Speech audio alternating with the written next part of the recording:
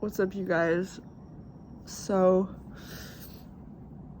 first of all, before this video, I'm gonna preface it by saying that I have not slept. And it's actually just because of the mosquitoes. Like, just a lot of mosquito bites. And as you saw in my yesterday's video, just like, there's the mosquito bites, and then there's like no hot water in the showers, and then there's the Wi-Fi choppiness, so it's hard to focus on anything because it's just like kind of everything at once, and I look like crap. And then on top of that, like, so it's hard to work, so it's hard to feel like I'm building anything new.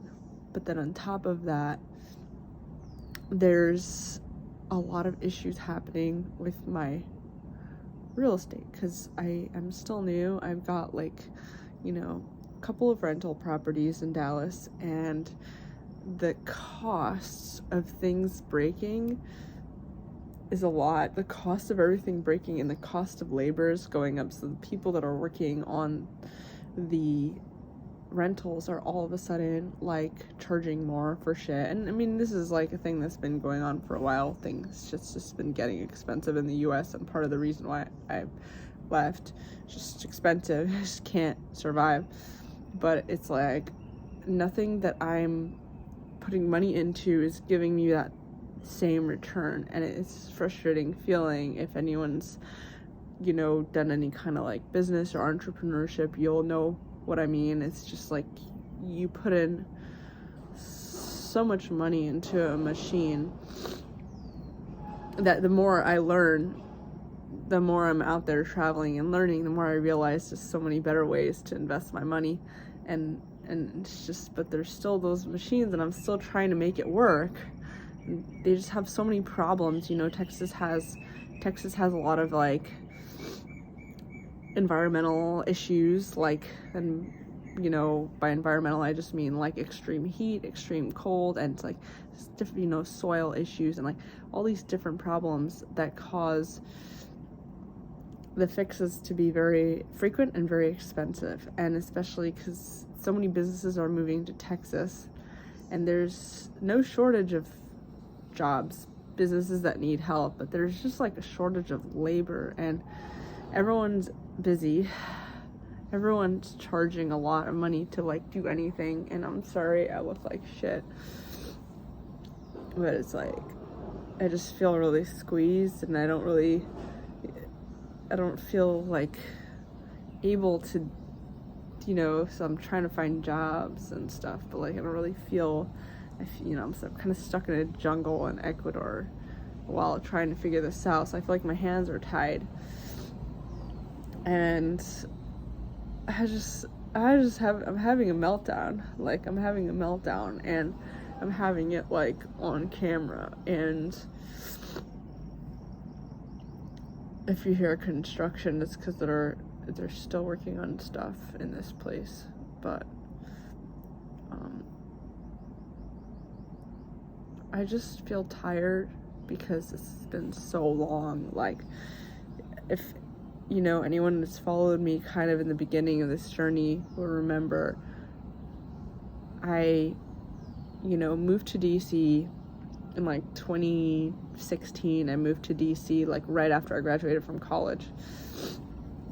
And basically I gave up med school, the idea of med school, even halfway through the my med school applications, even though I started and I did my primaries, and I was in the middle of a secondaries, and I basically gave up halfway because the job that I was working on in DC was actually paying me. Like, my media job was actually paying me, and I realized that med school applications are so expensive, and I would need a way to be supported until I go to med school. And like, I don't care how much money I'm gonna make as a doctor, I still need a way to survive right now. And one option is to stay with my parents, but I just simply didn't feel safe doing that, stay with my parents, you know what I mean? So I didn't want to stay in the religious community, and I didn't want to get sucked into that lifestyle. And so the only other option was to abandon med school, and if I did go back to school, it would have to be with a job at the same time, like while having another job. And the only way to do that, you can't go to med school and have a job at the same time. I mean, I know people have done it, but it didn't seem at the time very, likely. So I moved to DC. I started, doing media jobs, because those were like entry level. You don't need elaborate education beyond your bachelor's degree. So I was doing that for a few years, but I didn't really last in any of my jobs for so long. I stayed, I was always having issues. I was not to be an arrogant biatch. I was just overqualified. I was too eager. I wanted to work too much. I wanted to do too much. And the jobs were just basic jobs, and I would get on my boss's nerves because I was over eager, and it was just like these very basic writing jobs. But I would come in like wanting to be the boss and do this and that and be creative, and it's like, no, dude, like they just wanted me to do like basic shit. And so obviously I needed something bigger. But eventually, when I learning about loans and learning about real estate, that's how I got into real estate. That's how I bought my first house with barely any money. And it was because I learned how to hack the system. And doing that, and then living in that house and renting out the other rooms in order to pay for my mortgage and food and stuff like that. And it's like survival for the past several years, ever since I was like 23. Ever since 23 basically has been just like constant struggle. And I'm 29 now, so it's been 6 years since this whole journey of like, all these failed jobs, and then all these, it wasn't just these DC office jobs, it was these side gigs, because it was so expensive to live that you needed like multiple jobs just to begin with. And then on top of that, you had these little side jobs, side hustles that you tried to pick up on the way, just so what you're making is a little bit more than what you're spending on rent, and learning all of that. And it's like, I'm getting to a point where I'm just like, dude, I'm so tired. Like, I'm in South America to save money, and it's like the costs are just following me to South America. And I just want to sell everything, but the only fear that I have is that I'll sell it and I will be still in a lot of debt, because it'll be like a short sell, because there's so much work that I have to do on these places just to get it up to par in order to sell, because there's just so much problems. And so that's the fear, is like, oh my God, like what if and there's like just enough in my bank account to pay for like next month's mortgage, and no matter how much like moving things around, I just don't seem to be getting it, and it like freaks me out. And I just wonder, like, are you guys okay? Are you guys handling it? Because I'm not. I'm just having a meltdown. Like, I'm just like freaking out and wondering, like, how is everybody else out there so smart? Like, and I'm not being sarcastic. Like, if you're figuring it out, if you're not having a meltdown right now, you're smart. You're smart. That's all. That's the only way to say it. If you're surviving, you have a roof over your head, you're feeding yourself, you're surviving, you're alive, you're breathing, you're smart. Even if you're doing it while being on drugs or on some crazy thing. I'm not telling you to go and be on drugs or drink or whatever, but like, even if that was the case, you're still smart. Like, because I'm not handling it. I mean, I moved to South America in order to like keep this up. And it's still, even with moving to South America, it's still freaking me out. And I'm just like, what do I do now? Like, what do I do next? And I'm actually looking at a few other options. And this is not even with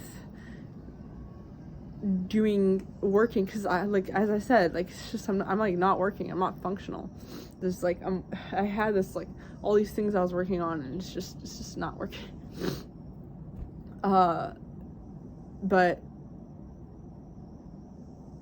I have like, You know, I have like it's always just like a plan, another idea, and now I'm like, okay, I'm looking for remote jobs. So the problem with jobs is like, if you're getting paid a certain amount, usually, as a writer at least, no one's gonna pay you enough to actually be able to survive in that place. And so as a writer, I think if you're doing any kind of job that you can do over the internet, it should be remote. So I'm like, okay, I'm gonna look for a remote job. But for a few reasons, I don't want to get a US job. I think that there's a few reasons, and I'll tell you more about it in my house hacking stuff that I talk about.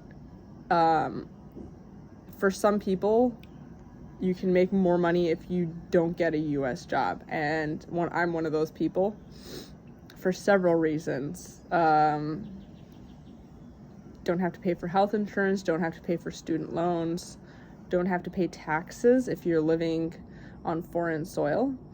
And no one will talk to you about these things because people think it's like evil tax evasion, but it's perfectly legal, and a lot of people do it. And so yeah, I'm basically trying to find a job outside of the US, and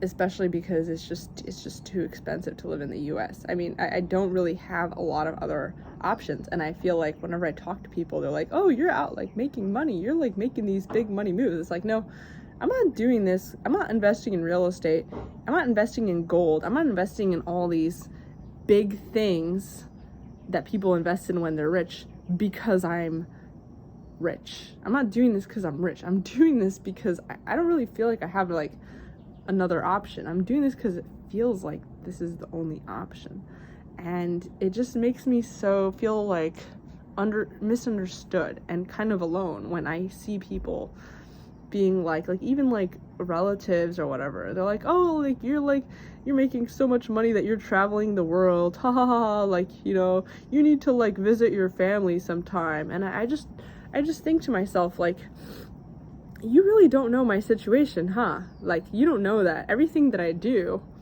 everything that I've done until now has been a hack. Like, I'm not like, oh, I'm gonna go get another. I'm not like, oh, I'm getting a job at this place because I've always wanted to do blah blah blah. I have a passion for blah. No, it's always survival. Like, everything I do has always been survival. Even owning real estate, like, the way I got into it was because I wasn't able to stay at my jobs because I just kept getting fired, and like I just wasn't a good employee because I was too hot-headed and too excited about the stuff I was doing to be a good employee, which is fine. Not everyone is meant to be an employee. Some of us are meant to be bosses, but like people were like, oh yeah, your job must have been making so much money that you were able to put that money in real estate. It's like, no, dude. I went into real estate because it was the only way that I could think of to make money. Like, because I just don't know how to do the job thing, because I just keep getting fired, dude. Or not fired, but it just doesn't work sometimes. You know, sometimes it could be a really nice boss, or I'm the one that's like, I'm so bored, I just literally can't. I'm just writing the same exact thing every single day. And I'm like asking, please give me more work, and they don't give me more work, but they also still force me to stay in these offices, these cold, boring offices. It's like, dude, I can't do this. So yeah, but one thing I haven't tried is remote jobs outside of the US, so I'm gonna try that as a supplement. But I'm not gonna stop doing real estate stuff, and I'm not gonna stop doing everything else I'm doing and building everything else I'm building. I just had to take this moment aside for my meltdown to comment about it to you guys and ask, are you okay? How are you doing? Are you doing okay? Like, I don't know, dude. If you're still alive, you're like smart. Like, if you figured it out until now, you're pretty good. Anyway, see you guys.